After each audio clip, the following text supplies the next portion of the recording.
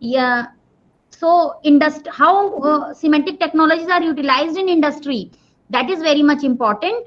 So there is one more thing I want to add. Arindam is interested in machine learning and deep learning, what most of the participants might be working with. So he will be the right recipe for you people to understand and to get motivated why explainable AI and why semantic technologies. I'd like to give a brief introduction of Arindam here at this platform. Arindam Chatterjee is a lead data scientist at the Wipro AI Labs. He is also pursuing his PhD in code mixed language technologies from IIT Patna. He has been working as part of the Wipro AI Labs for almost 5 years in natural language processing, deep learning, and explainable AI. He graduated from IIT Bombay with a master's in computer science, specializing in NLP and machine learning. He has 8+ years of experience in the AI industry and has published in top tier AI NLP conferences like ACL, Calling, LREC, etc. He has also published in the domain of explainable AI and has filed above 25 patents. I repeat, 25 patents in the AI or NLP and explainable AI domains, many of which have already been granted. Arindam's main interests are in machine learning, deep learning, and their applications in natural language processing as well as explainable AI. Thank you, Arindam, for being here with us, and I hope my participants will not miss a single minute in interacting with you. Over to you. Yeah, thank you, thank you, Dr. Jain. That was really kind of you. I should have written my bio in a different way that tells a lot of good things about me, which I think I have a lot to achieve yet. I'm currently pursuing my PhD, as Dr. Jain said, and I'm really thankful to her, and it's my privilege to be part of such a panel in this FDP workshop. And I would also take this opportunity to wish her all the best. We wish Dr. Jain all the best for many such successful endeavors, and I would hope that she would include me in future endeavors as well. Okay, so that's sort of a bit of introduction and Thanksgiving from my part. So first, I would like to say that this is a 90-minute session that we have, right? So I would like to make the session as interactive as possible, because what I'll be talking about today is like one of the most sought after domains in artificial intelligence right now, which is explainable AI. And what I would like to structure it in a way where we'll be having a few modules, and you can keep asking questions on the chat bot, and after each module I can take those questions. If there is any discussion, we can do that as well. And I hope you enjoy this session. I've tried my best to make it a balance between technical and non-technical parts. Okay, so before I begin, please do let me know if you can hear me and if you can see the screen. Yeah, we can see the screen and we can hear you also. Okay, great. Okay, great. So today we'll be talking about explainable artificial intelligence, as I've already mentioned, and the road ahead for it. So how we can use or leverage semantic technologies for explainable AI. Okay, so this entire session will be divided into 4 main modules, and then we'll be concluding. So the first module that we'll be talking about is the overview of explainable artificial intelligence, what it means, why it is required, followed by the methods, the most popular methods, because we can't discuss all of the methods, it'll take a lot of time. I'll give an overview of the methods that are used in the industry, and in a bit I'll discuss some methods in detail which are used very actively, at least nowadays. Methods that have come out in the last maybe a couple of years. Some methods were already there since 2015, 2016, but they were not truly explainable artificial intelligence methods. So we'll discuss some of the methods which are actually being used in the industry. Then we'll also have a small demo of like 4 different techniques of explainable AI. And then we'll be discussing the shortcomings of the current techniques and how semantic technologies can be used to leverage the current status of explainable AI. Okay, and then finally we'll be concluding. Okay, so without much ado, let's begin with the overview of explainable artificial intelligence. So explainable artificial intelligence has been an age-old dream of AI researchers. This is because there is always that fear of AI agents and AI robots coming and taking over the world and all.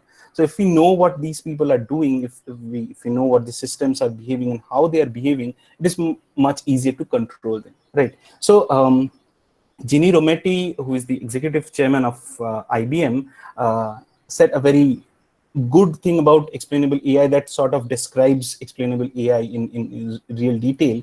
She said that what is vital is to make anything about AI explainable, fair, secure, and with lineage, meaning that anyone could see very simply how any application of AI is developed and why. Okay. So this is like, I guess, 4 or 5 years back, this is what she said. And that is around the time that explainable AI was starting to come in and people were getting interested in explaining the models. And why that happened, we'll come to that in a bit. So first, let's see how Wikipedia defines it. Explainable AI, or in short, we call it XAI, refers to methods and techniques in the application of artificial intelligence technology such that the results of the solution can be understood by humans. That is the important key part, can be understood by humans. It contrasts with the concept of the black box in machine learning, where even their designers cannot explain why the AI arrived at a specific decision. So what this definition means is that we are trying to open up the black box in machine learning where we don't know what is happening inside the model. Okay, so if we see a lighter definition of explainable, according to Oxford Dictionary, explainable means a statement or account that makes something clear, a reason or justification given by an action or belief. Okay, so based on the above definition, this definition by Oxford Dictionary, we can say that none of the current AI systems are explainable. Okay, according to this definition, none of them are explainable. Okay. So let us talk about why explainability is required, and I'll take an example of a classifier that was built by University of Washington a few years back, and it classified images, whether the image contains a wolf or a husky. A husky can be of different types, like a Siberian husky or an Alaskan Malamute, which is also a husky. Okay, so I personally have a husky as a pet, so I was very interested in this problem. So let's quickly look at how this classifier works. So if you see, there are actually four images of huskies here. This is the first one, this is the second, third, and fourth. So all these images apart from this image was classified correctly. Okay. So these four images were classified as wolves, and these three images was classified as husky. Only this image, which is the image of a husky, is classified as a wolf. Okay, so if you see what is common among the images of the wolves, you can see that all wolf images contain snow, but none of the husky images which are correctly classified contain snow. They have a different background. Okay, and just when the image of a husky comes in snow, the classifier does not work. This sort of particular case raised a lot of questions among the designers of this particular model. Excuse me. So this model was giving above 90% accuracy, okay, as is very common in computer vision algorithms using advanced deep learning techniques. So what happened is that this classifier was not actually classifying whether the image contains a wolf or a husky. The classifier was actually classifying if there is snow. So you understand that a classifier is giving above 90% accuracy, but the desire behind that classifier, the aim of why the classifier has been developed has not been achieved here. So we are trying to understand if an image contains a wolf or a husky. The classifier is telling us that there is snow or no snow in the image. This is because most images of wolves are with snow and most images of huskies come with a different background. Okay. So this tells us why explainable AI is so required and so necessary in the current scenario, in the current age of artificial intelligence. Moving on, let's look at this story in a bit more detail, what I was just talking about.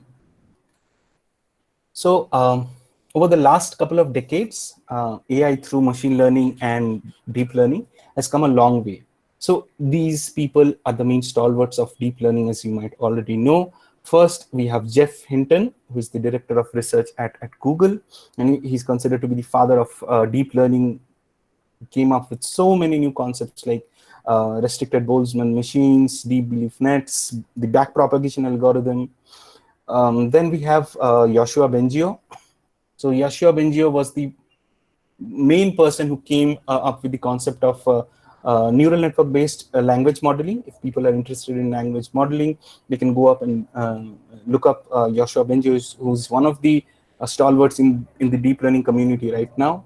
And then we have Yann LeCun. Yann LeCun is the director of Facebook research. So a lot of concepts related to computer vision, especially that Yann LeCun has come up with. So these three people are joint winners of the Turing Prize, the Turing Award, if you are aware of that thing. Okay, so now that so many things have been achieved, these people have come up with so novel algorithms, novel architectures, novel designs to get high performance systems that heavily impact lives of people. So people are using these systems every day, systems like Siri, Alexa, Google Lens, so many things are there, right, that people are using every day in their day-to-day life.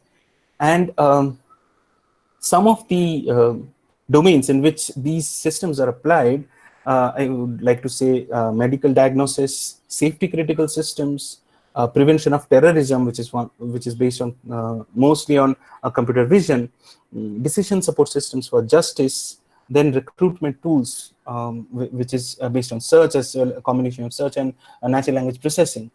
So if you have a look at these domains like medical diagnosis, they're very critical, right? All of these domains are very critical in our day-to-day lives. So if a system tells that someone has a particular disease, okay, based on the training data that it has obtained, the classification algorithm that is running in the background. So the common factors that all of these domains have,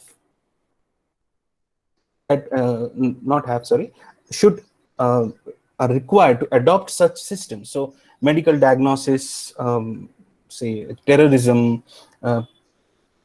tools for recruitment and justice systems and all. So what are the common factors required to adopt such systems? When a doctor is adopting a medical diagnosis system, first thing that it should be trustable, right? It should be understandable. Why is the system telling a person has a disease? It should be trustable, as I said. The system should provide a feeling of trust among the person who is the user of the system. There should be confidence in the system. The system should be safe, it should be ethical, and it should be fair. Ethical, say in case of terrorism, there should be no bias. There should be no cases where cases of racism or specific religions are coming in, right? So and it should be fair. It should be fair across all types of users that the system is being used by, right? So these are the common factors required to adopt such systems. But the question is, do we have these features in current AI systems? Is it understandable? Is it trustable?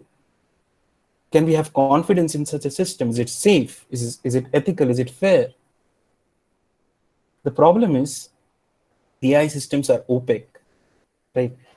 They are a black box. We don't know what is going inside, what mumbo jumbo is going inside that black box, and it is spitting out some output. It might be very accurate, but I don't know what is happening inside. And more importantly, there is no human understandable insight on these outputs, right?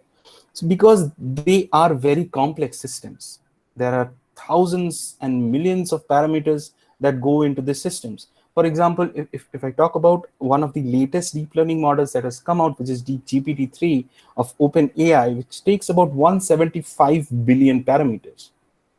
So how do we make a human understandable insight on these outputs? So in short, what these AI systems is giving to us is a magic 8-ball. It's like a magic 8-ball, right? So we don't know what is happening inside. We just get an output and we use that output.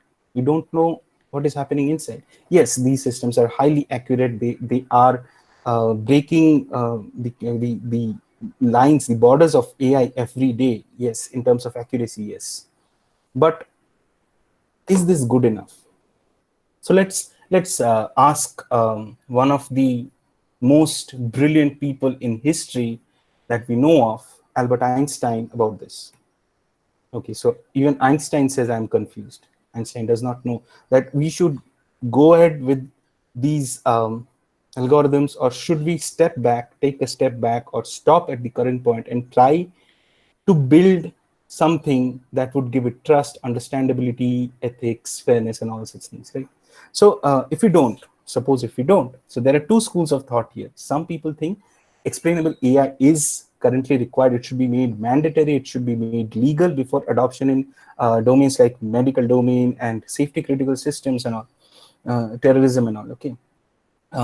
There are other school of people who think that explainable AI is actually not required, okay?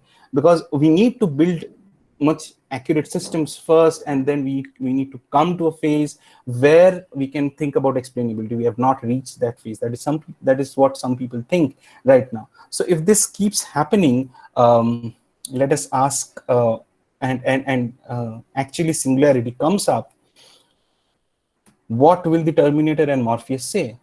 They'll say, I told you so. That if you don't build something that could have these factors, if you don't build the AI systems with these factors, then might be the rise of machines might happen, right? So, okay, jokes apart, what is the solution to all of this? And you might have guessed it right. The solution to all of this is explainable AI. So now we have seen what explainable AI is and why it is required. So let's quickly go over what are the major basic components of explainable AI. Okay. So first, explainable AI should be understandable by humans. Next, it should be trustworthy. The explainable AI should have a trust factor in it. The AI should have a trust factor in it that should be factored into the explainable AI. It should be safe. The AI system should be fair. It should be ethical. And finally, we should have confidence in the system.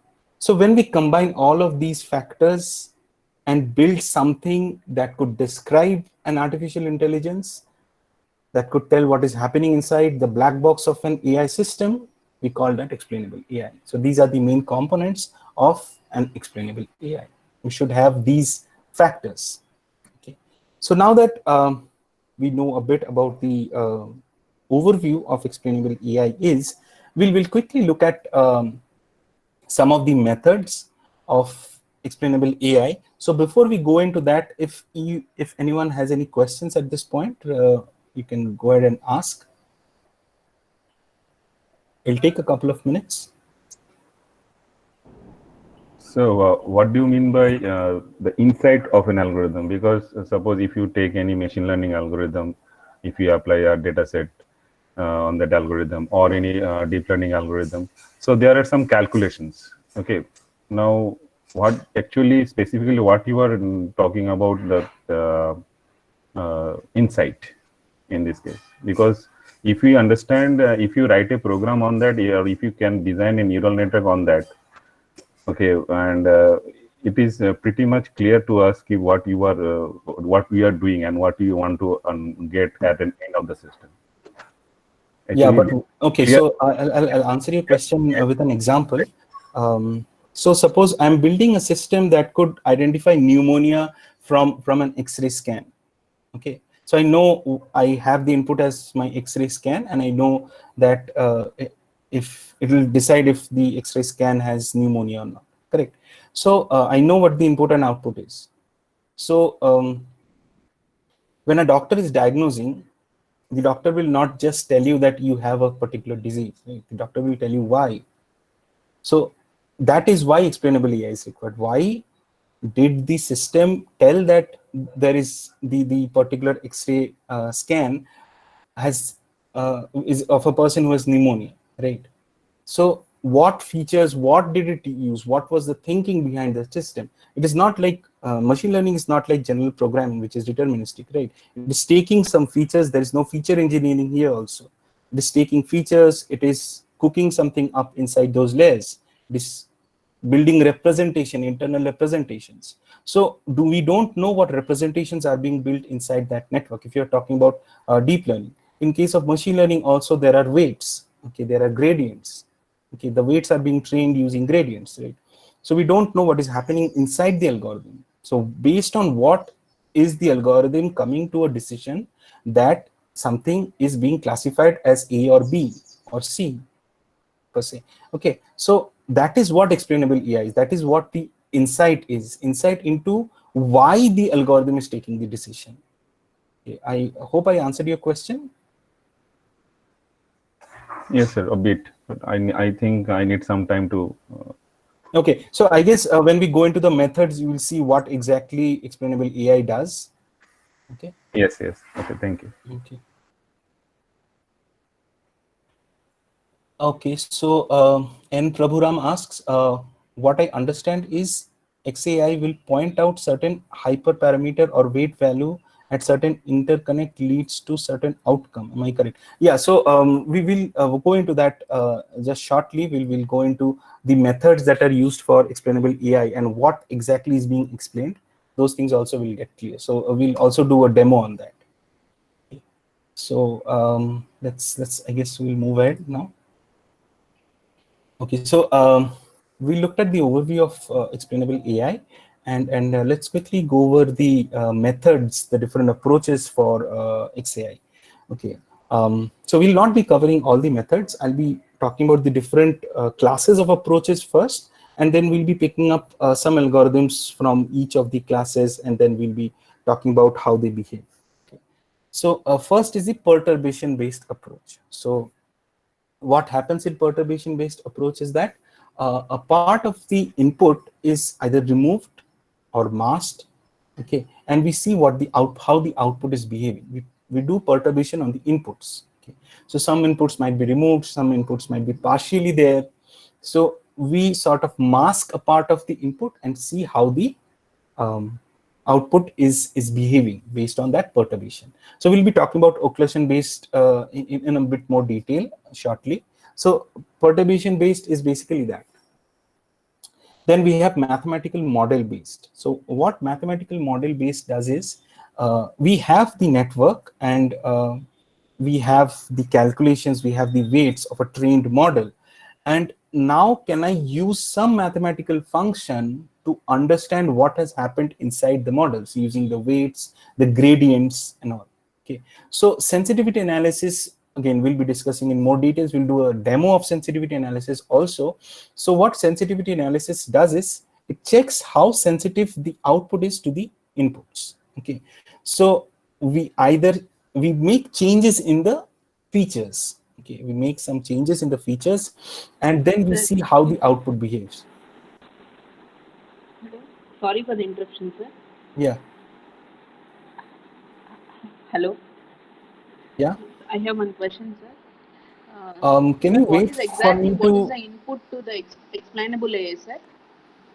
Can we give come to images, that. sir? Only Yeah, text? we'll come to that in a bit. Okay, sir. Okay, Okay, sir. we'll talk about that. Okay. Okay, so first we have sensitivity analysis where we see how the change in features affects the outputs. Then we have a simple Taylor decomposition, which basically assumes that the features expands the features as a Taylor decomposition of first order.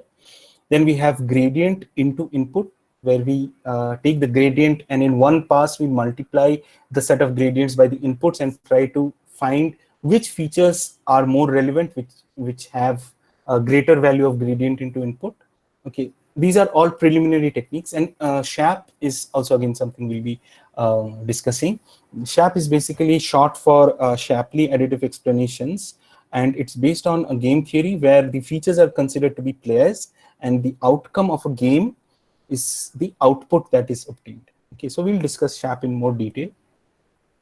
The next approach that we have is called sampling based. This is also called surrogate based models.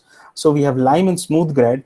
So what these techniques do is that it takes a small part of the entire data set, and once the model is trained, it will take a small part of the data set, and along that local surrogate or the local sample, it will try to build a linear, it will try to fit a linear model. And based on that, it will try to find out how each feature is behaving based on that small sample. So this is a sampling based method. So we'll again discuss Lime in more detail. Structure based approach. So this is the most recent approach that we have, and LRP is the algorithm that is used in most places for explainability, especially for deep learning models.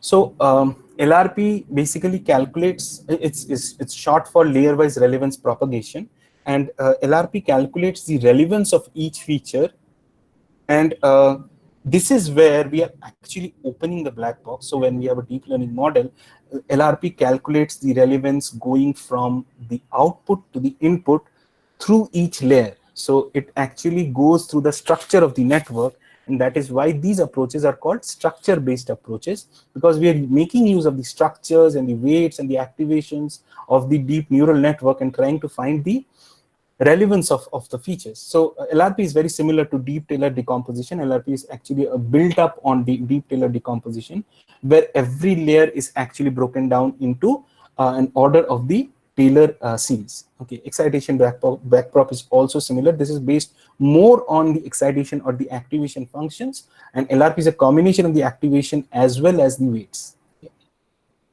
So that is just a brief of what all of these techniques are. Perturbation, we perturb the inputs to get the output. Mathematical model based approach, where we make changes to the functions and we make changes to the features to get the output function, and then we create a mathematical model to directly find from the available values like features and gradients to find the explainability. Sampling based is where we take a small, let's take a data point and we take a sample around that data point, and based on the classification, we fit a linear model. And structure based, which is the most important one that I will spend more time on, it goes through the entire structure of the neural network to find the explainability of the model. Okay. So let's talk about perturbation based approach first. Okay.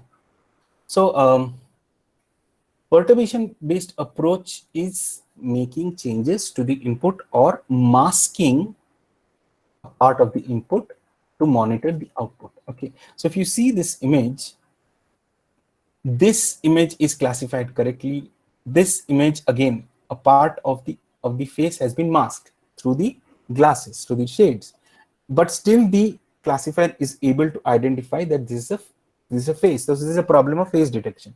Again, training data, and when we are trying to test, we hide the face with a muffler. See, but so the again, because of the eyes and the nose, it's able to detect that this is actually a face.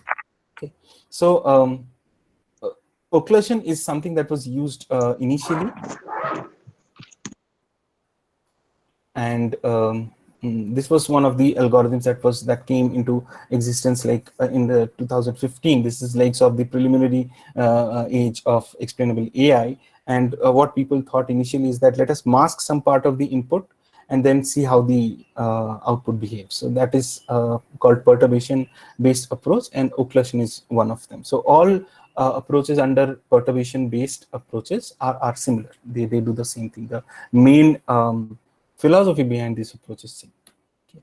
So now let's talk about sampling-based approaches. As I said, I talked about LIME, which is short for local interpretable model agnostic explanations. So what I'll try to do is when I'm explaining these algorithms, I'll not go into a lot of maths. I'll try to explain the overview and how these algorithms work. Okay, so let's look at the strategy that is used here.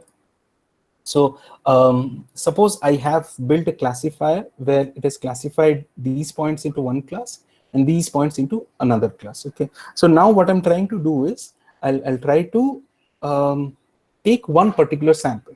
Suppose I've taken this blue point as a sample, and I've taken the small neighborhood of this point. So this is called a local sample or a local surrogate. Okay, I've taken this sample, and what I'm trying to do here is I'm trying to build a classifier here, which is a linear model, and trying to fit it on this data to see how each feature behaves for different values of these samples around them.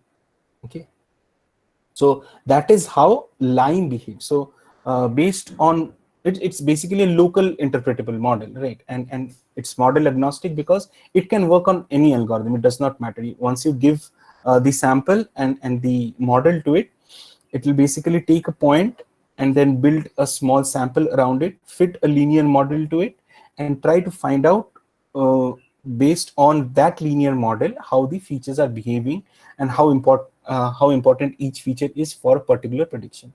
Okay, so this is how LIME gives its output. We'll be actually seeing the working of LIME shortly.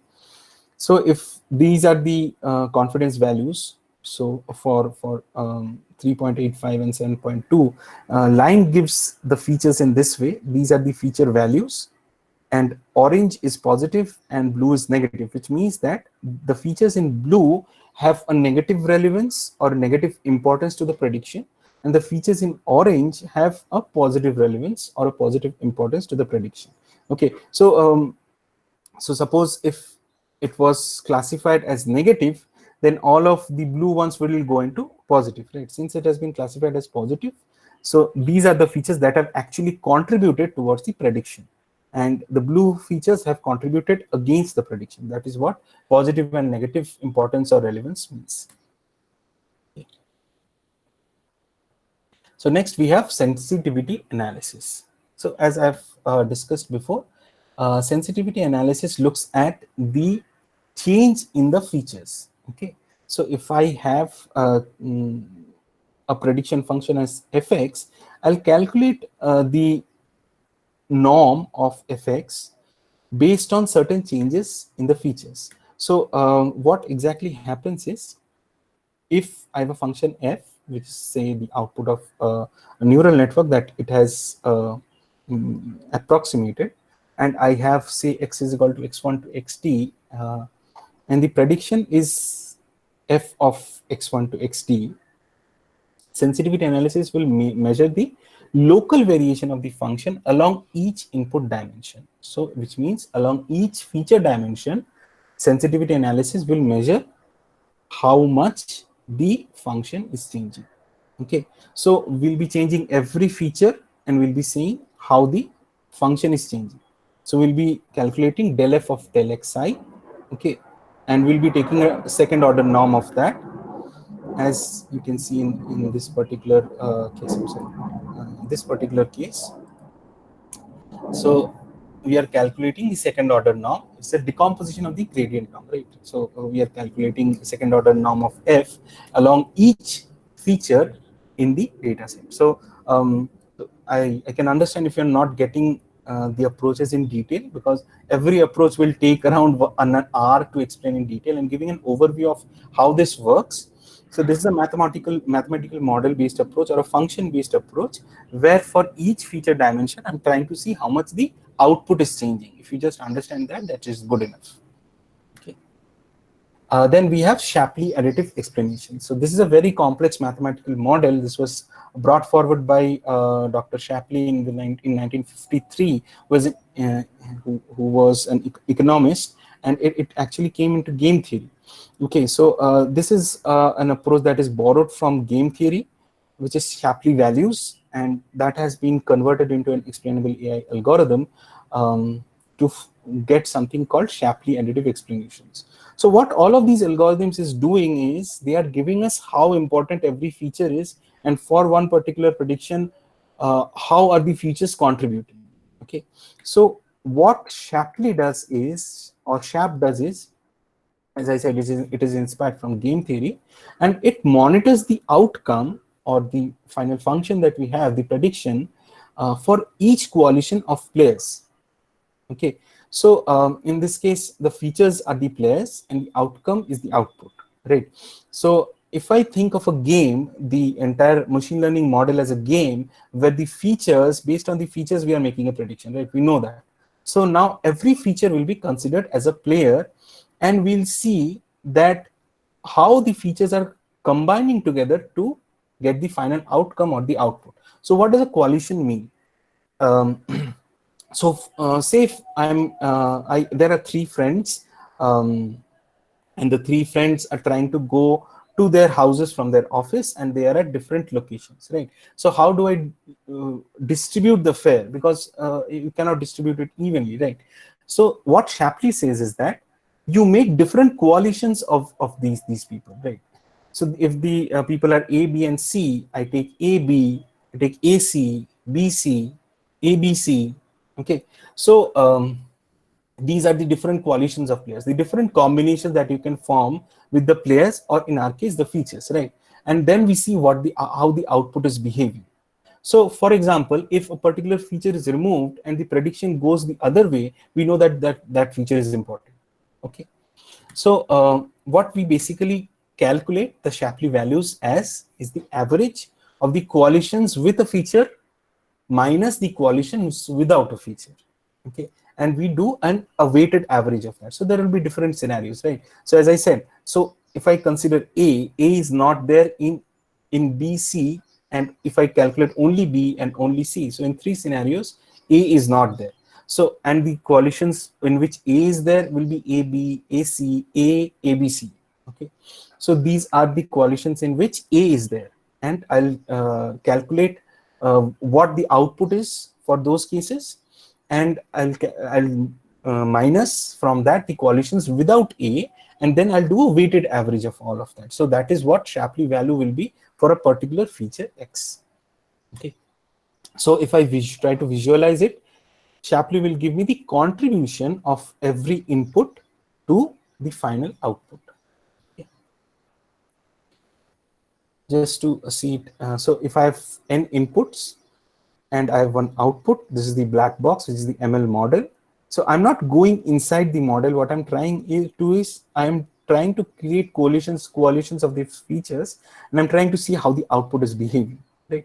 So at the end of it, we might get that input 1 has 25% contribution for all the predictions, 15% contribution for say particular prediction, and input n has 0% contribution. So these are all come for a particular prediction. So given the input features, given a particular prediction, what is the contribution of every feature? So that is what Shapley values will calculate. Okay, so this is the final one that we have, and it is very important, but it's really elegant and simple. Layer-wise relevance propagation. Okay, so what is the strategy of layer-wise relevance propagation? The approaches that we have seen so far actually don't go inside the model. They are trying to do some perturbation of the inputs. They are trying to build some sample around the around a particular point, around particular data sample, and trying to fit another model.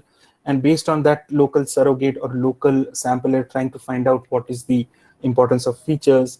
We also have seen sensitivity analysis, which again does not go inside the model, and Shapley values, which does not go inside the model. We are trying to change the features, maneuver the features in some way, and trying to see how the output behaves. So through this, we are trying to find out how the model is behaving with respect to a set of features and a given prediction.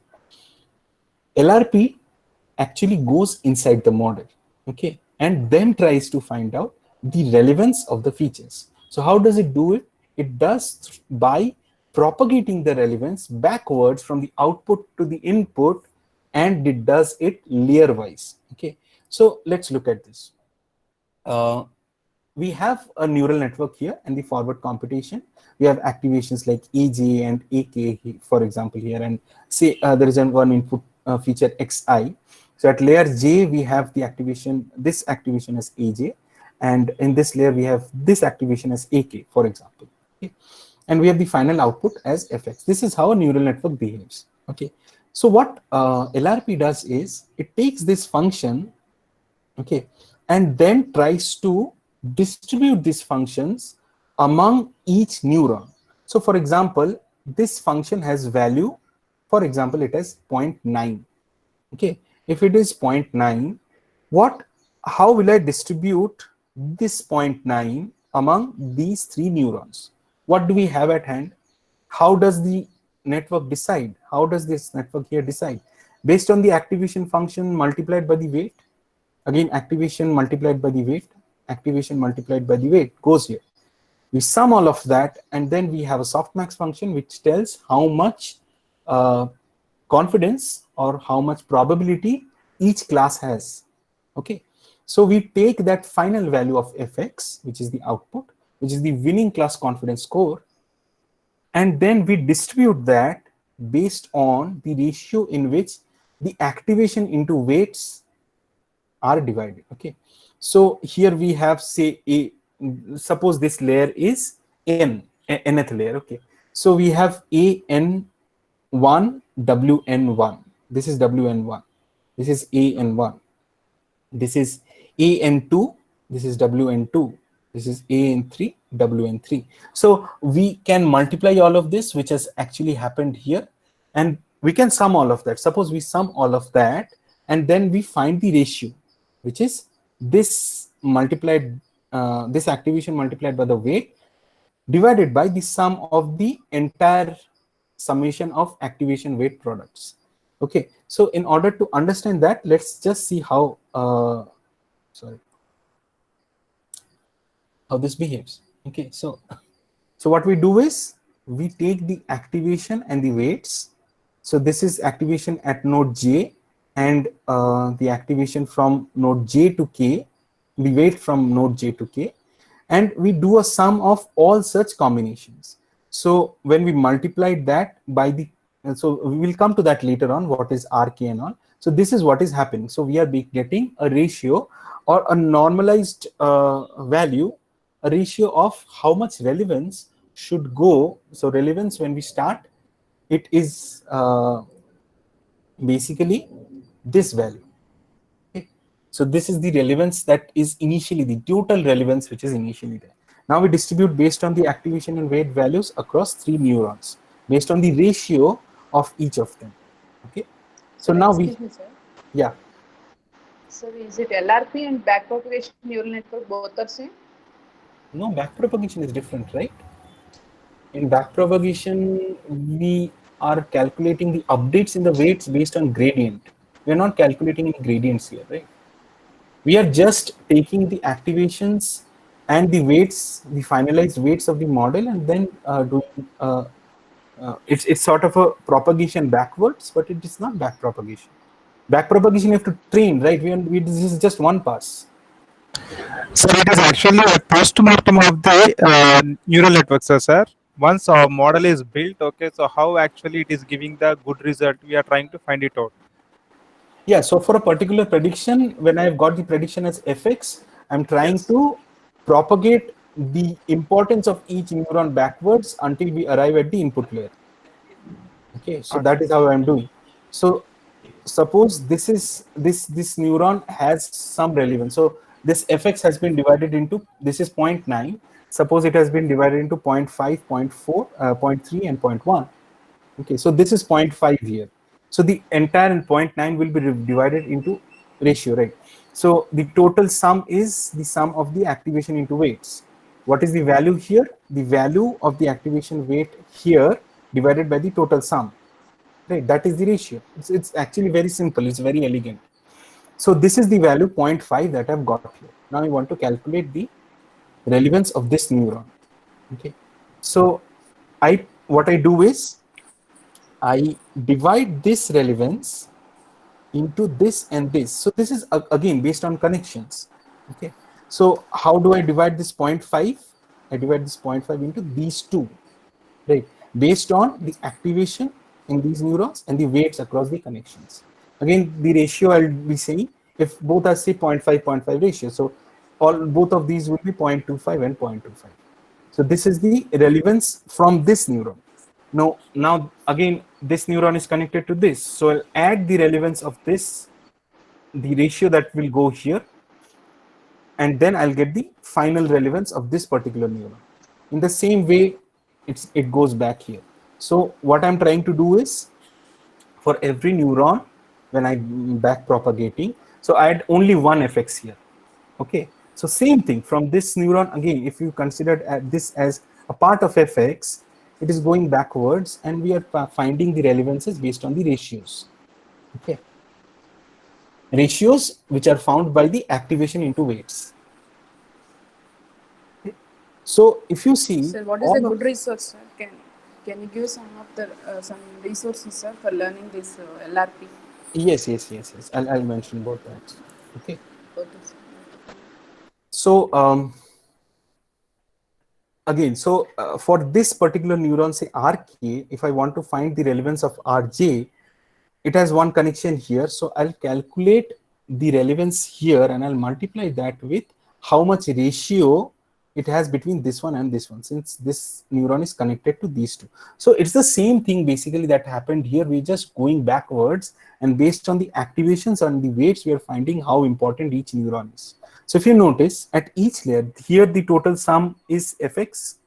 Again, this is divided into 3. So the total sum of relevances will again be fx. Now this is divided into 2. This is divided into 3. This is divided into 2. Right. So again, at this point again, I will get the total relevances as fx. So at each layer, the total relevances will be the output, which is fx. Because finally, these 3 are being divided into all of these. Okay. If I have 3 apples, okay, and say I have 1 apple here, okay, I have divided into 3 pieces. Now these 3 pieces again I'm dividing into multiple pieces, but the entire sum will be 1 apple only, right? So that is how it propagates backwards. So the relevances propagate backwards, and finally we get the relevances at the input layer. So we get the relevances of the input features. So now what we know is how the output was arrived at using the activations and the weights input using the input features, and how important every input feature is using everything that the network has learned, all the hidden representations that the network has learned. Okay, so this works for any deep learning algorithm. I have used it for CNN algorithms. I've used it for CNN architectures. I've used it for RNN architectures, LSTMs, GRUs. I'll be showing you one bidirectional LSTM case which it works for. Okay, so I've already shown you the formulation of this. So again, here you can see it more clearly, right? The output is XF. I'm using this XF as the entire RF here. It's propagating backwards, and then it is finding the relevance of, say, these features are these, right? So I'm finding how important these features are based on this value, which is divided among these neurons based on the propagation of the relevance backwards. I'll find how important each feature is, and I'll generate something called a heat map. So if this is the picture of a cat, these pixels, particular pixels, will have more relevance rather than the pixels in the background. So these particular pixels, which are actually the features, will become more relevant. Okay, so this is the brilliance of LRP. it will find the exact pixels which actually contributed for this image being classified as a cat. Okay. So in case of natural language processing, suppose I have 5 classes, we'll be actually doing a demo of this. Very negative, negative, neutral, positive, and very positive. So if I say that don't expect any surprises in this checklist of teamwork cliches. Okay, so this is classified as negative. And if I want to see checklist cliches, don't, not, which is not, these are all have positive relevances, which means that these are contributing to the sentiment analyzer being classified as negative. Okay, and surprises is having negative relevance, which means it is telling that the sentiment analyzer that this is okay, this might be positive. Okay, so surprise has come in more positive contexts, but not cliches. These have come in more negative contexts, and that is why this is classifying this as negative. So this is giving a relevance of each of the words. So in case of images, the pixels are the features. So we'll find the relevance of each pixel. So we'll know which pixels have actually contributed, are relevant for a particular prediction. In case of NLP, the words are the features. So we'll know which words are actually contributing to the prediction. Okay. So these words in red are for positive relevance, which means it is telling the algorithm that, okay, there should be negative, and the algorithm is finally deciding that it is negative. And the words in blue are telling it should be positive, but the algorithm is going the other way. So that is called negatively relevant and positively relevant. Okay, so so that is what all we have for explainable AI methods. We'll go into the demo. It'll take like 10 minutes to go over the demo, and then we'll be talking about semantic technologies. Can we take questions after the demo so you can have a better understanding? Okay. Okay, so we have 2 demos. One is for machine learning based XAI, and the other is for deep learning based XAI. So the demonstration for machine learning will be using the Titanic survivor prediction problem. And the problem is given the features like age, sex, cabin type, etc. of a passenger. Predict if the passenger survived or did not survive. Okay. So what XAI methods we'll be using for this? We'll be using line and we'll be using SHAP. Okay, so once we go through the algorithms, you'll see how these algorithms are actually giving feature relevances. Okay. The next one that we have is for, again, sentiment analysis. This is for deep learning, and the different sentiment classes are very negative, negative, neutral, positive, and very positive. And we'll be using both mathematical model-based approach like sensitivity analysis and the structure-based approach called LRP. Okay. So let's quickly move into the demonstration. So this particular code is for the Titanic problem that I talked about. So first, some generic modules we'll be importing. And for explainability, these are the modules that we have. So there is a module called Lime, which is part of Python.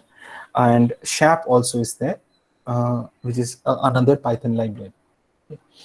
So let us pre-process the data. I'll not spend a lot of time in the prediction part because this is something you can learn anywhere, and most of you might be knowing about this. So this is how the data looks. So we have, say, for the first passenger, the passenger has not survived. It was in the class of the passenger was third class. The person was traveling third class. 2 means he. Okay, and 1 means female. So we'll do a label encoding, will become 0 and 1 later on. So SP means how many siblings or spouses the person might have had. PARCH means parent or children. Okay, this is basically dependents, how many dependents the person might have had. What is the ticket number? What was the fare? What was the cabin number, cabin type? Okay. Where did the person embark on? And this is one feature that I have extracted myself. This is a feature that I've engineered, which is combination of the number of siblings, spouses, and the number of parents and children. I've combined these two to form dependents. Okay.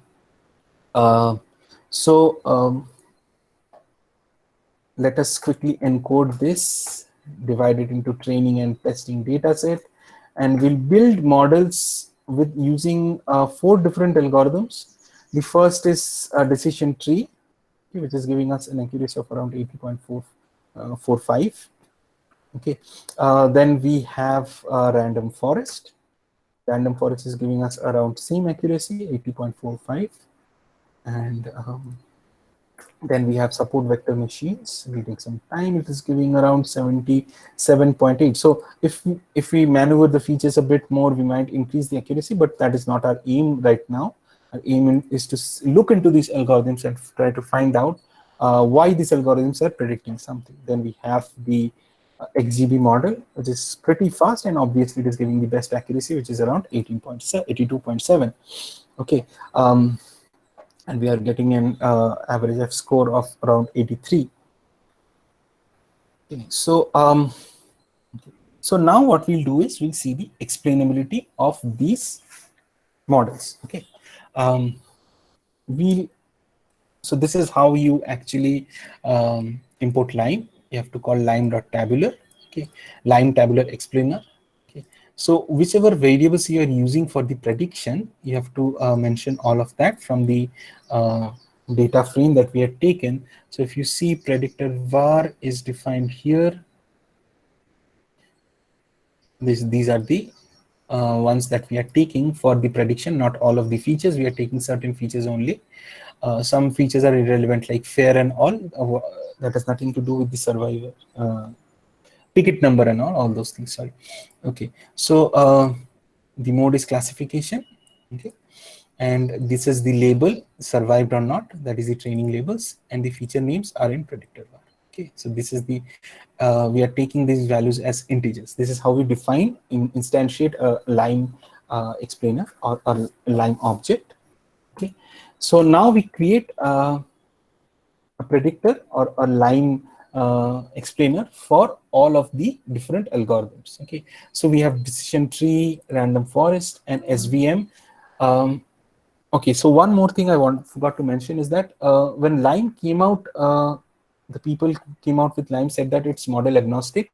It does not care about the algorithm that is behind the model, but it's actually not true. Lime is not able to actually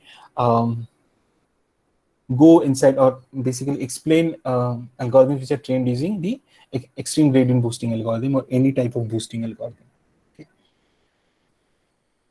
So we'll initialize the predictors, and we'll take one sample, one particular sample, and we'll be seeing the explanation for that particular sample. So as I said, what Lime will do is when we give this sample, it will try to build a local set of points around that, and I'll try to fit a linear model around those local points, and then try to figure out how important each feature is. Okay. So this is the sample that we have taken. It's the name of the person. Passenger ID is 3, as the sample says. The person survived. Okay. The passenger class was 0. Sex 0 means the person is a female, which is suggested by Mrs. Yak Heath.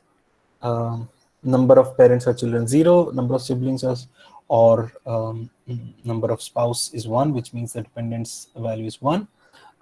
Fare is 189 kb. This is the entire set. We are not taking the entire set of features. We are taking only a subset of them, like a ticket number and all is not required. We are not taking that. Okay. So now let us see for the decision tree, what is the feature relevance. So the prediction is 1, which is correct. The person survived.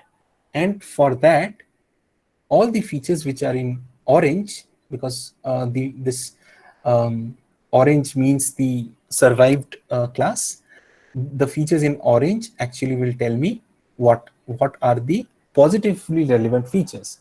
Okay, and here in this diagram we'll be seeing what degree of relevance each feature has. So in this case, the gender of the person has the highest relevance.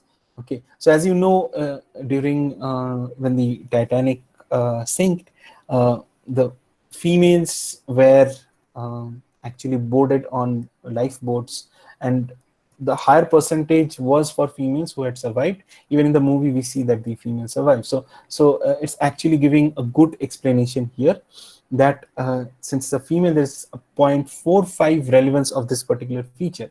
Cabin means the class of which the female is. So the female is in 0 class, which means it's the highest available class. So the person was from a very elite person, and obviously the person was saved. So based on these features, we can get an idea of what the person is also. We're getting more insights into the person itself. Okay, so why did the person survive? That is what Lime is explaining. Because the person was a female, the person was an elite person.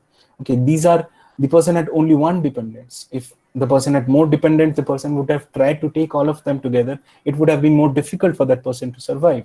So these are the features which Lime is telling that these are important, relevant features. Because of these features, we are telling the person has survived. There is decision tree is telling the person survived.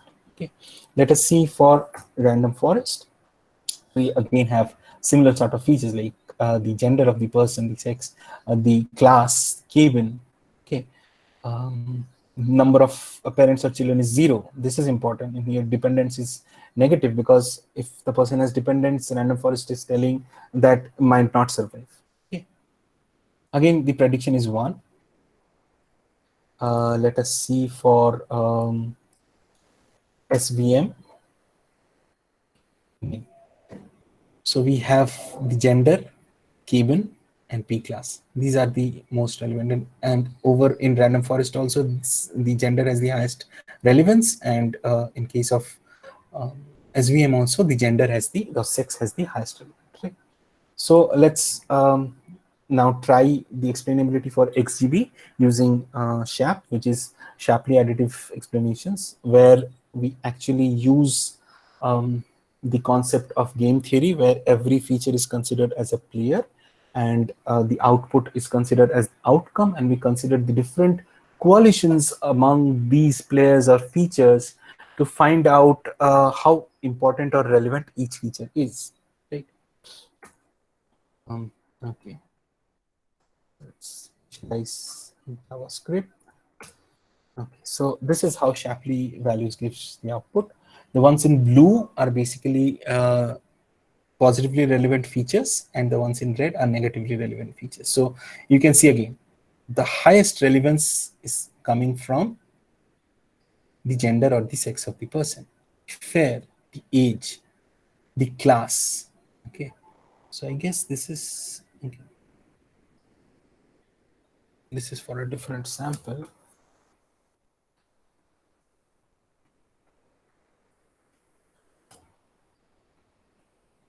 So this is more appropriate, yes. The cabin number, P class, and the sex of the person. Most relevant features that we found everywhere. Cabin, P class, cabin. Again, sex, cabin, P class. Everywhere we have found these 3 features are more relevant. And in this case also, SHAP also tells the same thing, that because the person was a female, the person was an elite person, because the person was traveling in a different, as an elite person on a first class cabin, and they are attended to initially. That is why the person survived. Okay, and which is the correct answer? Yes, the person survived. That we can see from the ground truth label. Okay. So this is actually how SHAP and Lime work. I think it would have been more clear after this explanation how we are actually finding out the relevance, and how this algorithm, what this algorithm is trying to find out. So the explainable AI, we are trying to get much deeper insights. Even in this case, we are getting deeper insights about a person. So we can understand the patterns that the algorithm is looking for, what sort of learning the algorithm is doing. Those things are getting much clearer using Lime and SHAP and the explainable AI approach. Right? So now we'll do a small demo for using sensitivity analysis and LRP for sentiment analysis for 5-class sentiment analysis, which I just said. So we have a function to get a sentence from the data set. So we can either choose a sentence from the test set or define my own word sequence, which we'll do. Okay. So we can define, enter a sentence that we want to classify into one of the sentiments. Let us take this one. Say I am disgusted with this work. So first we have to set the target class as 1.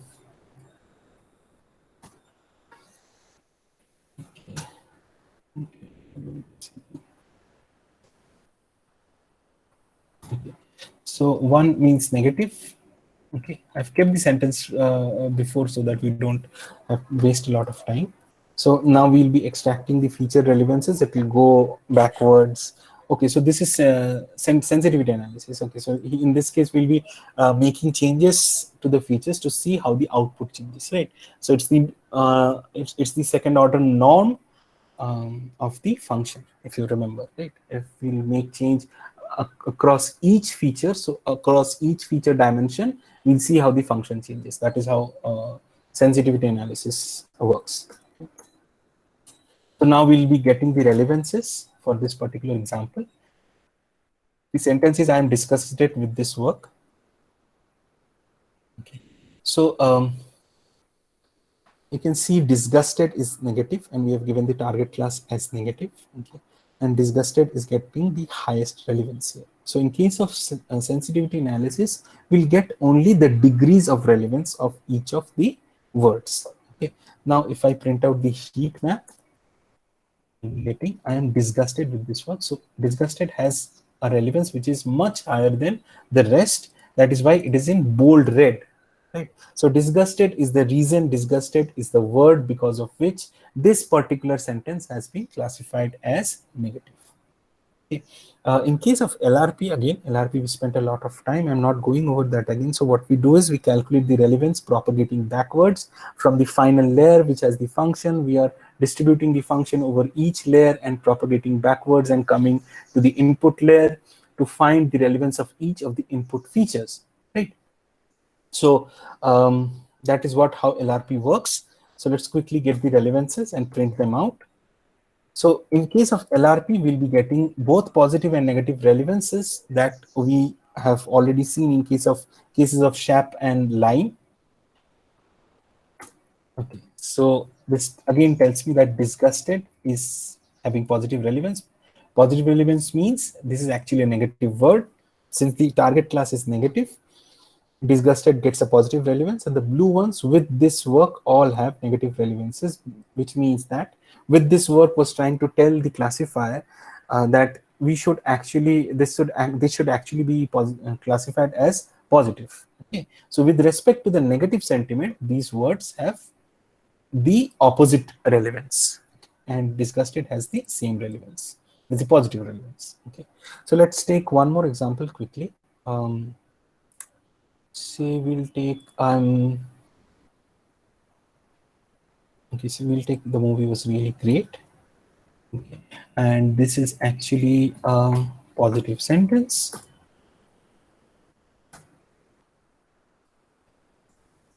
And we'll do the same thing, and we'll see the heat map. We can see that great, the movie was really great. So all of the words have smaller relevances than great, right? Great has the biggest relevance, which means that if we remove great from the set of features, then the prediction might go in another direction, right? So which means that along this dimension, along this features, along this particular feature which is great, the word great. So in case of again NLP, in case of NLP, every word is a feature.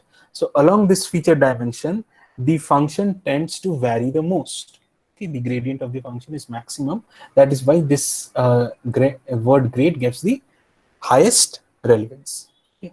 So in case of LRP, again, we'll propagate backwards from the target class, and then again we'll be getting that great is having the positive relevance. Okay, really great, both have positive relevance. So really great is what is telling the classifier that it should be a positive sentence. Okay, so now that we are done with the demos, we can take questions. We'll like 2 or 3 minutes, and then we'll move into how semantic technologies can be used for explainable AI.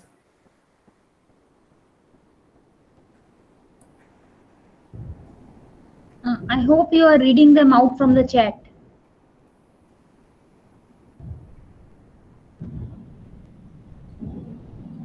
Okay.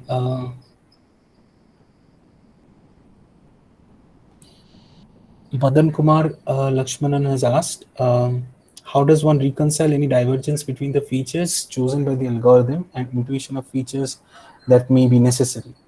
So that is the crux of the problem, right? That is why explainable AI is so difficult, because you might think that features A, B, and C will be important, but the algorithm might choose X, Y, Z. So in case of deep learning algorithm, definitely. In case of machine learning algorithm, the features can be engineered and you can feed in certain features only. Sir, how these semantic graphs and the knowledge graphs are relevant for okay? So this kind of things. Explainable. We'll come to that in the next module, right? Okay, okay, sir. Next module. How long is the next module, Arindam? Because yeah, around 10-15 minutes max. yeah. That will be nice. Yeah. So if you want to more all query, the concepts that that will be discussed in the next module are basically sort of research work that can happen ahead. What are the main ideas that can be focused on? It's because not a lot of work has happened in this direction. Okay, so people want me to share the notebook. I'll surely do that. But the thing is, you have to install a lot of packages for that. Like Lime and Sharp, you'll have to install. Though I don't think that should be a problem at all if you're well versed with Python and all. Okay. So any other questions at this point? yeah, as it is asked, sharing the notebook. So I like if you could prepare a one-page document. Number one line means how to install everything. Just one statement on everything, that these are the prerequisites for this notebook. Yeah, sure, I'll do that. No problem. I'll do that. Yeah. So at least one simple program the participants are able to run and execute. Okay, sure, I'll do that. Because for the SA and LRP, it might be difficult to execute because there is a lot of background code that has been written into it, and most of it is, I guess, a part of it is actually something that I cannot share because of company policies. But Lime and Sharp are something that I've implemented on my own as a personal project just for this session. So I'll share that notebook definitely. Yeah, everything depends on the interest of the participants actually. Our task will be to make them a start. Yeah, I think after this session, people might get more involved and interested into explainable AI, hopefully. Okay, so I'll wait for 1 more minute to see if anyone else has a question. Sir, in case of sentiment analysis, some words are given some relevance, good relevance. Depending on that, we can find that what kind of sentiment it shows. So now, suppose if it is a positive sentiment, the word great is basically, it has 11 point something relevance. Now, in case of so what kind of conclusion we can draw from that actually? So what we can actually take away from this to that can be carry forwarded to the next level. Okay, so first thing is, the first point is understanding how the model is behaving. Okay, so the first task of explainable AI is understandability. So if you're selling a particular, in case of, I'm talking from an industry perspective, if you're trying to sell a particular product of, say, sentiment analysis, and with that, you can also mention why a particular model is taking a decision based on what words it is, the relevance of words that are helping it to take a decision. That is an added feature, first of all. So what next can we do? Okay, so something else that we can think about is, say, in case of the Titanic example, right? If I see for most of the features, for most of the outputs, for most of the predictions, one particular feature does not have any relevance. There is very small relevance. So we can remove that feature completely. Okay. So if you have studied feature selection and feature removal, which is something that comes prior to feature dimensionality reduction like PCA, LDA, or SVD, you will be knowing that there are different techniques of feature addition and feature removal, right? So we keep adding features to a set, and then we try to see if the model performs better. So for some features, the model might not be performing as good. So in some cases, if I remove features which don't have a good relevance in most of the predictions, might be the accuracy of the algorithm can be enhanced also. Okay, I hope that answers your question. So it is sort of feature removal technique or feature addition technique also, if you take on the top few features. One kind of forward or backward feature selection set we can use in the machine learning. Using that thing, we forward can and backward selection process. So we can use that thing. So I want to say, sir, what is the what is the difference, basic difference? Actually, that thing we can get from the machine learning by default because it is already. No, but there you don't have any intelligence going into it. You are just doing a brute force approach, right?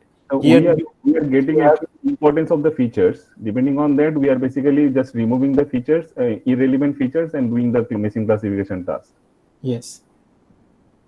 So I think I did not get your question. Can you just rephrase your question? Yes, whatever you have said, Titanic is okay. Some important features are here. Some depending on the important features, we can get the classification model, better classification model.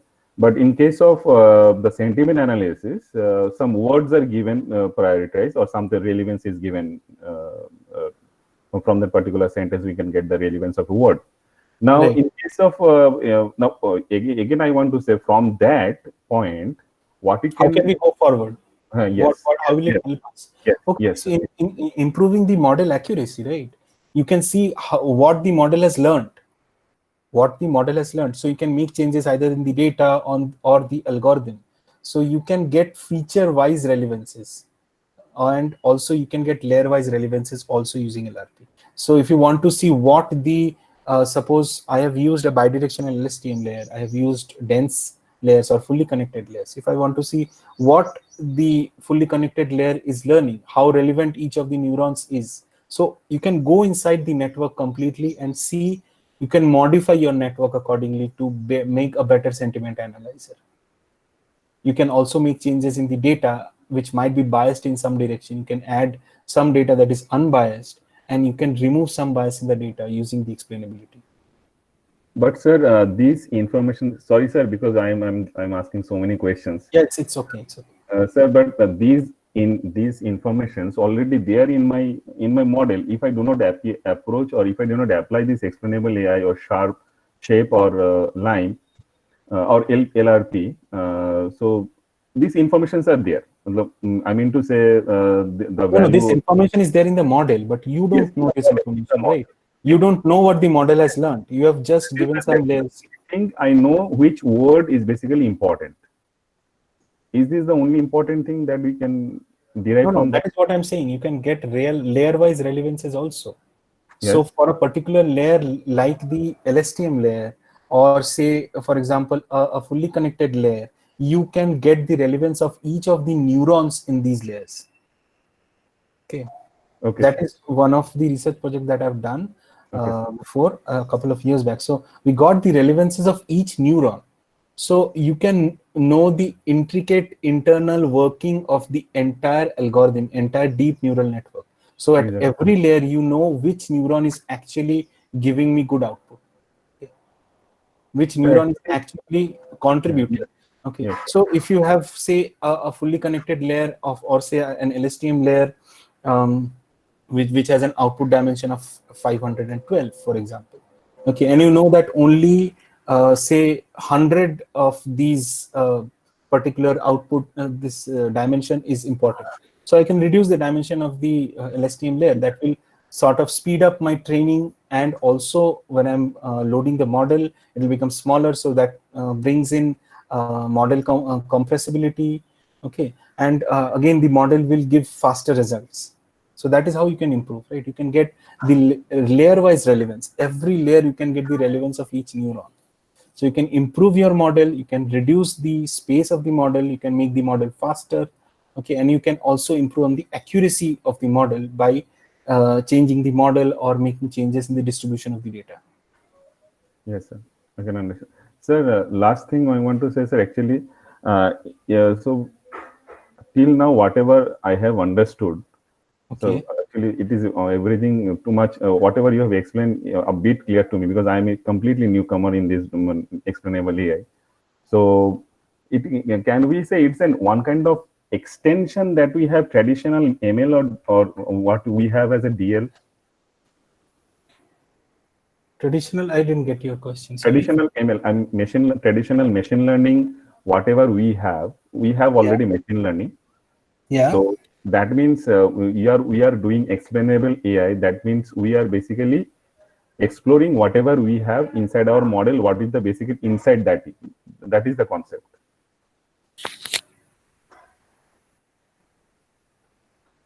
I didn't get your question. Once more, please. Let me clarify. What he wants to say is machine learning and deep learning algorithms are doing great. Okay. Why explainable AI? Are we extending DL and ML algorithms so that they are able No. So suppose in case of, as I explained before also, so in case of medical domain, or say I'm building an say automatic driving car, right? So if I don't have explainable AI, I don't know why the particular algorithm is taking a decision. So if the car has decided to stop at a particular place, why has it decided? So I have trained the model based on some data that, okay, if I see an obstacle in front, if I see a person in front, I'll ask the car to stop. Okay, but why is it, has it learned the correct thing actually? So I've taken the example of the wolf and the husky case, right? So where the model was supposed to learn the difference between wolf and husky, it has learned the difference between the background, if there is snow or no snow. Okay. So it is in fact augmenting the ML algorithms with symbolic AI so that No, it is able to explain. augmentation is not happening at a symbolic level yet. That is what my next part of the module is. I'll be talking about, where we'll be augmenting symbolic AI into connectionist AI, and we'll try to achieve better explanation. So currently, this is the idea. This is the idea. This is the idea. Yes, that is the idea. Okay, that is the part of the next module. Because this is in fact for human beings to take decisions. They will be better versed with whatever decisions have been taken by machine. Now human has to take the decision by looking at the explanations whether to go with the decision of machine or not. Exactly. So for example, in case of medical diagnosis, my machine learning algorithm or deep learning algorithm tells me, okay, this person has cancer. Okay, so the doctor cannot blindly take that decision, right? The doctor has to know why the machine is telling. So there have been cases where deep learning algorithms have given insights that the doctors also were not able to find out. That has happened only through explainable AI. Okay, that is because when we are trying to map back the output to the input features, say for an image, okay, so I know which pixels have fired that particular prediction. Okay, so if I concentrate, if I see the heat map on that image, I'll know, okay, so because of this part of this X-ray plate or this part of this particular diagnosis plate, the model is telling this is what has happened. Okay, so that is what, like, you have to understand here that trust is very important. So for safety critical systems, for medical diagnosis, prevention of terrorism, I tell, okay, so XY, this person X is a terrorist, the model has said, but why am I saying? I can't label anyone as a terrorist. It's a very delicate issue, right? So I have to find out why the model is taking that decision. So that is the point. Like when I'm trying to adopt ML algorithms and DL algorithms, which are being used day to day in our lives, we have to know why a decision has been taken in these domains specifically, like medical domain and say terrorist prevention, judiciary system, safety critical systems. Okay, so there we have to know why these models are doing that. Otherwise, they'll not be adopted. We are just building models and we are writing papers that okay, my model is giving this much accuracy. It stops there. People will not be adopting it. So that trust factor has to come in, right? So when a machine learning algorithms or a deep learning algorithm tells me that okay, this X-ray plate, because of this X-ray plate, because of these particular features, I'm telling that the person has pneumonia. The doctor can validate that. Okay, so this is helping the doctor. Okay, the doctor is telling okay, this person has pneumonia and it's telling this part and it's correct. Okay, so that is the validation, that is the trust that can come in. But for that explainability is required. Why is a model taking a decision? Okay, so it's sort of a trade-off. The machine explainable AI is in fact aiding the human decision maker with the explanations of why the decision has been taken by the machine. Yes. Dr. Purva, I think this answers your question. Yes, ma'am. Yes, ma'am. Thank you, ma'am. Thank you. Yeah. Sir, I have a query. Yeah, sure. Sir, is it that I have 3 sentences? I want to classify that as positive, negative, and neutral. For example, those 3 sentences are person X is a great person, person X is a worst person, and person Z is a person, something like that. So all these 3 sentences have is as a feature, and this is will have low values on heat map. And is that the case we are focusing in XAI, sir? Yes, features which are more relevant will have low values on the heat map, and features which have higher relevance will have more values on the heat map. Yes.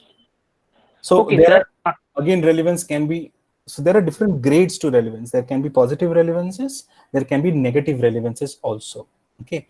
So the point here is, how do I figure out, based on a prediction, which features are actually contributing for that prediction and which have higher relevance among these features. So if I'm doing sentiment analysis of 3 classes, say positive, neutral, and negative, and my sentiment analyzer is telling, okay, this is negative, there will be words in that particular piece of text which will have higher positive relevance and lower positive relevance also. I can look at words that are having lower negative relevance and higher negative relevance, right? So here negative relevance and positive relevance means that positive relevance is the word is actually telling the classifier, okay, it should be negative. The sentiment should be negative. And negative relevance, words with negative relevance are telling the classifier that, okay, so this should actually be a positive sentiment. Okay. So I guess that answers your question. Yes, sir. Yeah, so there is positive relevance, negative relevance, and different shades and different degrees of these relevances also that can come out using LRP algorithm. Okay, As sir. we have seen in the examples, right? Yeah, you were saying? Yes, sir. Yeah, you were asking something else? No, sir. No, sir. Okay, great. So, ma'am, I think we are almost at the end of the duration. Can I take 10 more minutes to finish off this last module? Yeah, please let us take 10 more minutes, and rest of the queries, I think we will put in the fact box for you. Okay, sure. Okay, so now before going into how we can use semantic technologies in XAI and how we can use knowledge graphs, let us quickly look at what are the challenges or the limitations in the current explainable AI, right? So if we try to see what the current state of AI is, what the current state of AI with respect to explainability is, there is one image that I sort of projected in one of the presentations before. So so this is like a midway. So it's a predicament, right? So we want to go for accuracy, but we also want explainability for people to adopt these accurate models. So we are just sort of in between, right?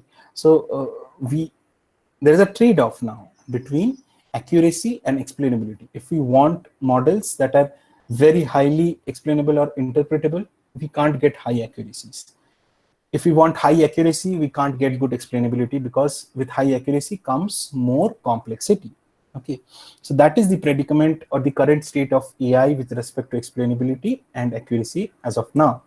So what are the problems because of this? Domain specific knowledge.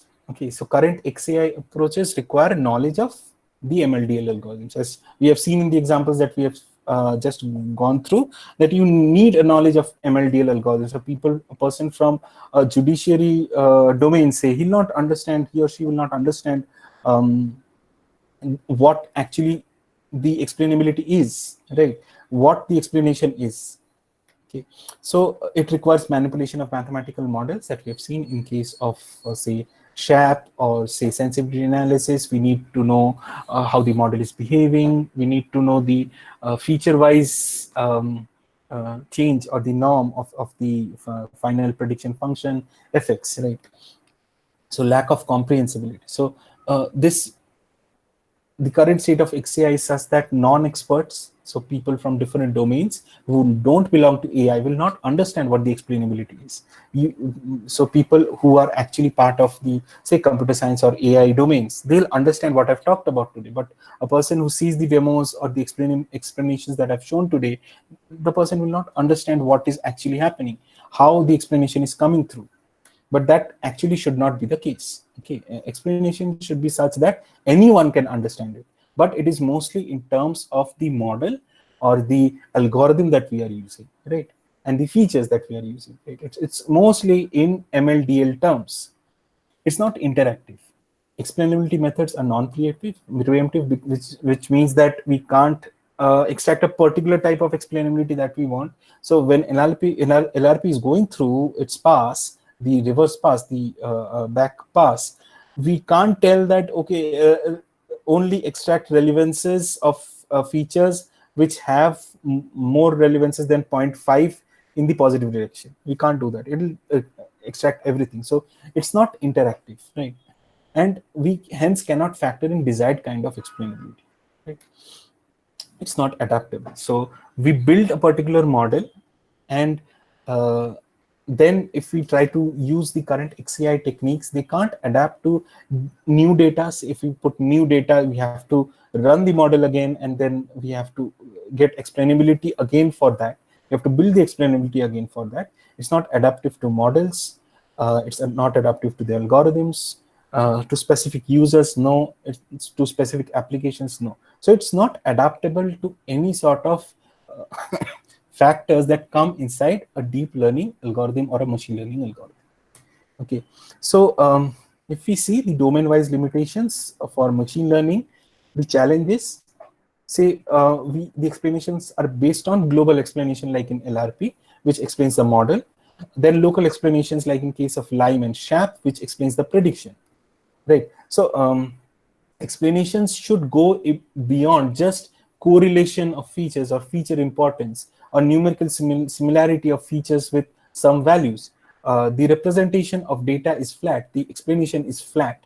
There is no context. There is no semantics that links what these feature importances are talking about. So what we derived from LIME previously, which I talked about, is the person is a female and the person is from an elite class. So that cannot be explained by this particular explainability algorithm. That is what I am inferring as a human being. Okay, yes, the machine learning model and the explainability behind it is giving me the features, but the inferences, the context, the semantics, I have to infer from it. In case of deep learning also, the explanations are based on feature attribution or the feature relevances. And again, how much attention am I giving to each feature or each neuron in a particular neural network? Okay, so in order to obtain a more interpretable approximation through sampling, we use the sampling of surrogate models like LIME. Okay. And as I said before, identification of relevant features like pixels or words without semantics does not make sense, right? We are just extracting features without semantics. This is the problem that you guys were also asking. Okay, so I know that this word great is positively relevant to this particular prediction. What next can I do? What next can I? We have to think about it. What next can I do? There is no semantics. There is no bigger picture of the model, right? It is just for a particular prediction. Okay, so this word is more relevant. Okay, this is very elementary right now. So obviously, when there are challenges, there will be opportunities coming up. In case of machine learning, the encoding can be better. The representation of data can be better.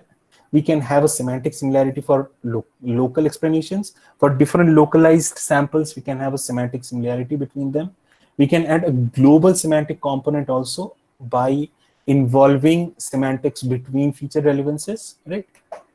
In case of deep learning, the encoded explanations, like the encoded representations, are native, so we can improve that.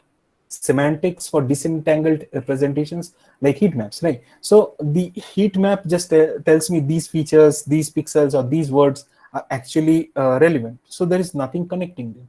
The same thing coming back in again, right? There is no model hierarchical relations. We cannot model hierarchical relationships. Which features are more important? Which features are lesser important? Which features are related to each other? Okay, those things are not coming out, right? We don't have layers that can represent logic. Encoding of semantics in inputs, outputs, and their properties, we don't have right now. So these things are not there in the XAI approaches for deep learning. And we don't have any novel architecture which looks at causation and featureism. Right? So we have looked at the different challenges and how we can improve those challenges using certain features like semantics, by connecting these disentangled representations, by adding logical layers, hierarchy, and all these things. So if we want to gist of that, we want to enumerate all of these opportunities, we need symbolic representations, right? We need better encoded representations. We need semantics of the explanations, which is not there currently. We need reasoning enabled explanations. Like I said, that if the person is a female, the person has traveling in a first class cabin, if the person does not have a lot of dependents, that means that the person is from an elite class and without a lot of dependents has a larger chance of surviving. But the reasoning that I did to categorize that person as an elite class, that is not there right now. We need that reasoning into these explanations, right? There is no logical representation that can actually help us understand what the features are doing at a logical level. Hierarchical relationships, not there. We talked about this. Consistency checking, again, not there. We can't check for consistency because same LRP algorithm, if you run twice or thrice, there will be some features that might be positive, but the relevance might be changing if there are a huge number of features and we have a very big neural network for that. So they are not consistent. Explanation for non-insiders. So all these are for people who are insiders, for machine learning, deep learning experts, right? Causal inference, not there again. Robustness in explanations. How can we make the explanations much more robust and trustworthy, right? And again, interactive explanations, we talked about that it's not preemptive. We can't tell that, okay, we want this type of explanations particularly. No, we can't do that. So all of these drawbacks of explainable AI, okay, the current state of explainable AI, how can we find something that actually already has all these properties? Ontology or a knowledge graph, right? A knowledge graph and ontology has all of these properties.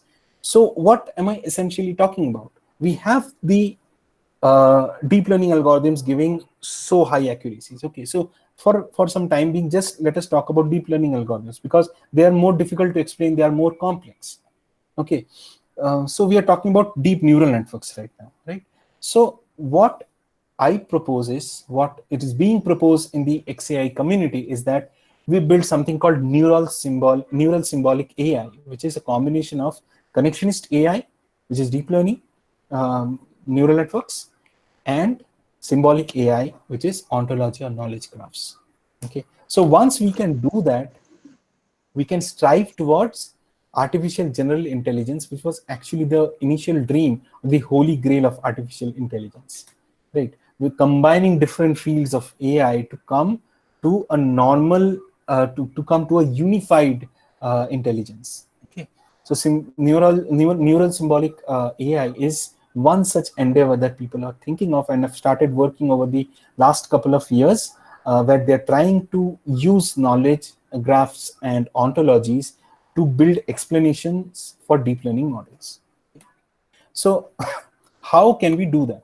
So let us look at some basic things that can be done initially, and then we'll look at some work that has already been done, okay, in this direction.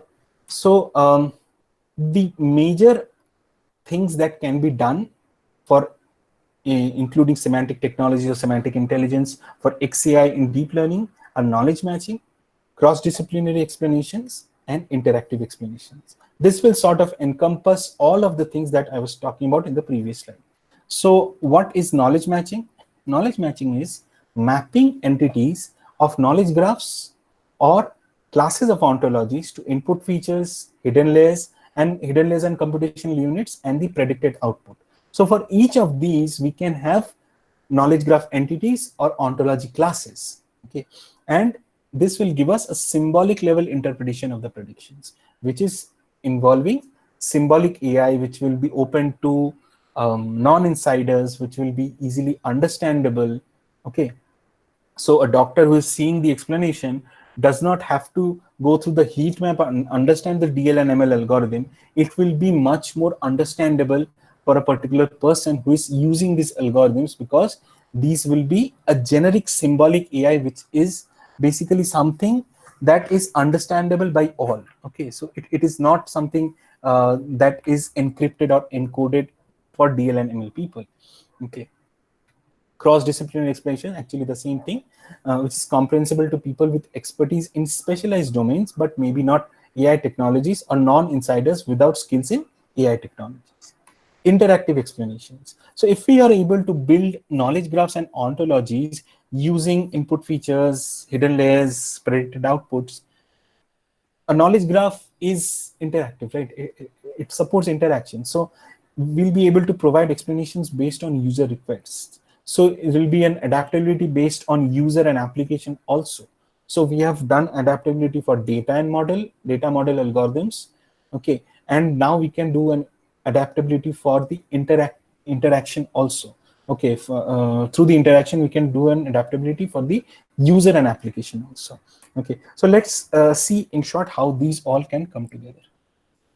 So we have the inputs, we have the trained deep neural network or the feed-forward network, a CNN, RNN, LSTM, whatever it might be, a neural network, and we have the outputs, okay? So I take all of these, and using knowledge matching, I convert this into a semantic graph, okay? A knowledge graph or an ontology, okay? So in case of knowledge graphs, I'll be using these inputs, the model and the outputs as knowledge graph entities. And in case of ontologies, they will be classes, right? So once I'm able to build this, this will bring in cross-disciplinary explanations where people from all domains who don't have specialization in AI or ML or DL will be able to understand what the model is doing.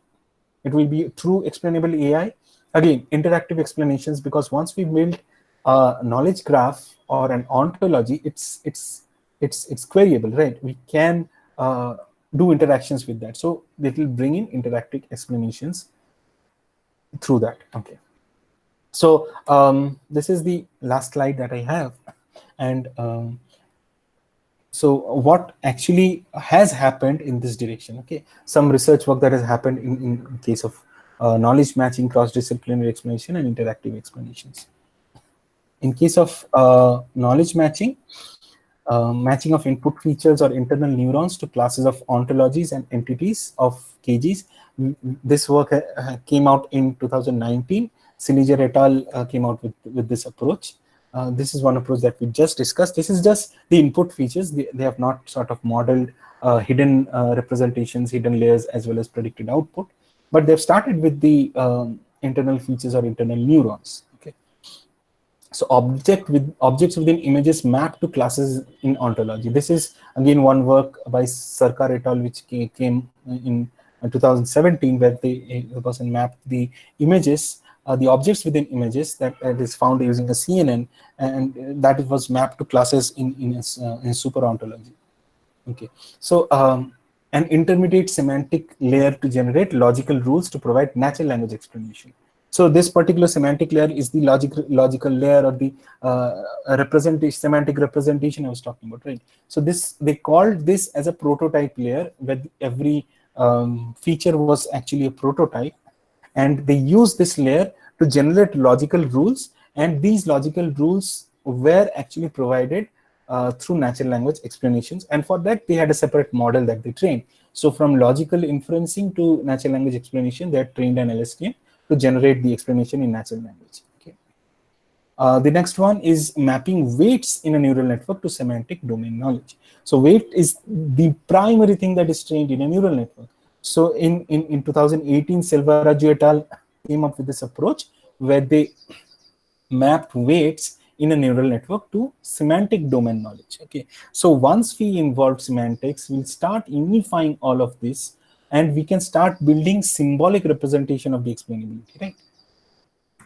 Cross-disciplinary explanations, knowledge graph as the default data model for machine learning. This was the name of the paper, and Wilk et al sort of built knowledge graphs from as a data model in machine learning. You can go over the paper. I don't have a lot of time, so I'll not be able to talk about it a lot.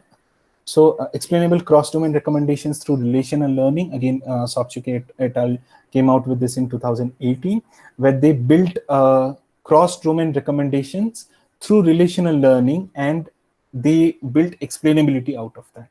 Okay. Interactive explanations, explicit knowledge-based reasoning for visual question answering.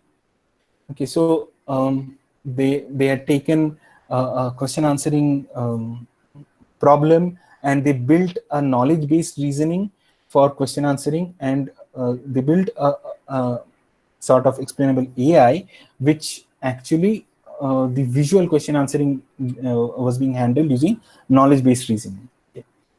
The final work for interactive explanation is by Liao et al. It came out in 2018. So this is one paper that is not very relevant to our cause, but I just put it in here because it's very interesting read. Okay, recommendation system with user feedback on human interpretable domain concepts. Okay, so you can go through these papers. These are some of the approaches that people have come up with in order to combine knowledge matching, cross-disciplinary explanations, and interactive explanations. So there is no approach that has combined all of this yet, and this is the way to go in the future if you want to build a neural symbolic AI sort of approach, which combines both the deep learning and the semantic technology, or the symbolic AI per se.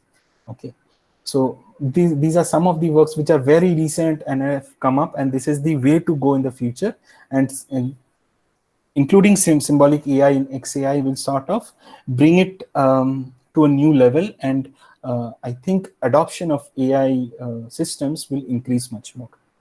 Okay, so just going through what we have learned today.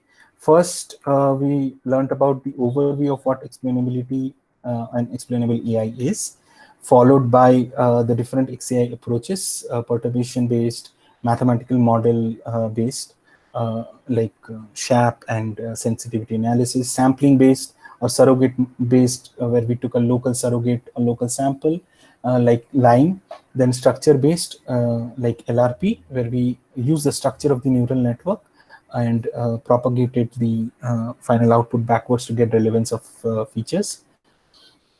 And we also had demos of LIME, SHAP, sensitivity analysis, and LRP. And finally, we looked at how knowledge graphs and ontologies are the future of explainable AI through knowledge matching, mapping the inputs, the hidden layers, and the outputs to knowledge graphs or semantic technologies, and then through that building cross-disciplinary explanations and interactive explanations. And we also had a look at some of the recent work that has happened in this direction. Maybe sometime in the next few years, all of this will be unified, and we'll get an overall neural symbolic AI that can represent the models working at a symbolic level. Okay. So that is sort of all from my side. If you have any further questions.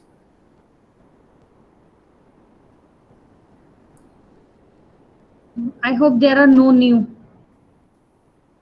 If anyone has any further questions, I'm sorry we overshot. There were a lot of questions actually. Took a lot of time to answer them. So I think we can also email them, and Mr. Arindam, if you could look at the fact file which I shared and answer few of them, if you could extract some time. Yes, I know you do have a very important meeting tomorrow in your department, but Yes, yes, whenever you get time, kindly look into it. Okay, ma'am. I'll talk to you regarding that. Yes, that is a general fact. Means out of the complete FDP, it is there.